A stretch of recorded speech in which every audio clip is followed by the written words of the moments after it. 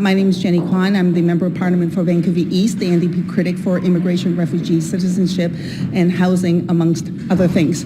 I'm here today to respond to the Parliamentary Budget Officer's report that was just tabled this morning.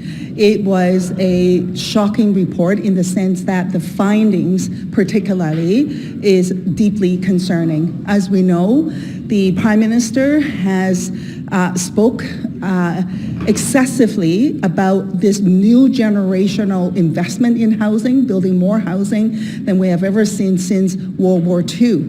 What the Parliamentary Budget Officer, of course, uncovered in that report was to indicate that the commitment from the government in the delivery of housing amounts to 26,000 units over 5 years. Of that, only 13,000 of those units would be truly affordable. So this in the backdrop of the Parliamentary Budget Officer having tabled a report in the summer indicating that for Canada to meet its housing gap in this housing crisis, the government will need to see 290,000 units of housing developed each year for 10 years.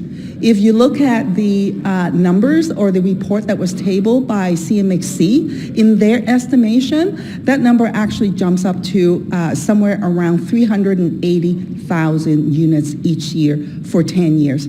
So the commitment on this new generational investment that the government's talking about, it is barely a drop in the bucket to address the housing crisis. In addition to that, the Parliamentary Budget Officer was unable to get any information from the government, whether it be the Build Canada Homes initiative or from finance, on what the cuts are in relation to the programs that would sunset. And so that is to say, we have no information on that and what the implications are. What we do know is that the provincial territorial agreements is coming up to end.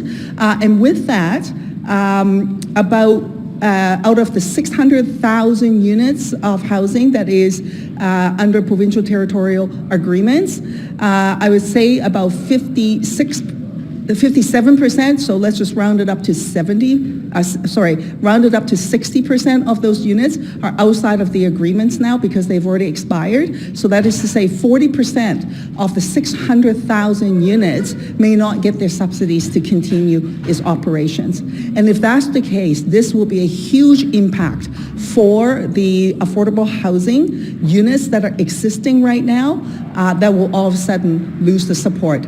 We already know from housing experts such as Steve Pomeroy, who's done extensive work on this, it is not just about building more housing because you can't build enough to make up for the loss. The rate of loss is significant. And now with this possibility in the horizon, you will of course see additional loss as well.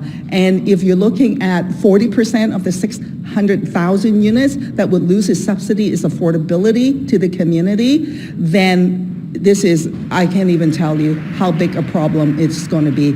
It's going to escalate the crisis for people in need of housing in the community.